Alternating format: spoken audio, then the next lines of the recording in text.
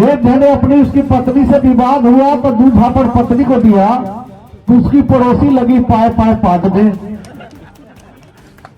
हमने बैंक चोरों को मारा तो कल राम विचार नेता बलरामपुर में जाके पाद रहा था कि बृहस्पति सिंह मुर्दाबाद क्यों पैसा उनको मार लिया।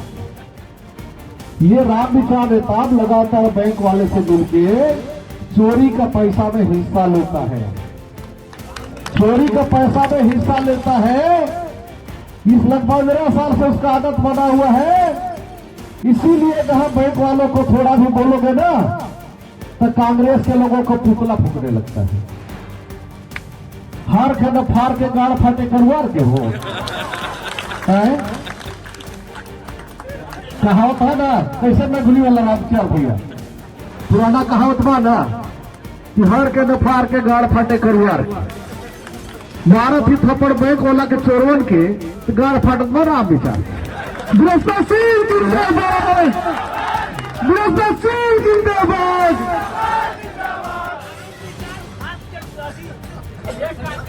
आप लोगों को बता दो बड़ी मजे की बात, एक तो आप लोग जानने का अधिकार।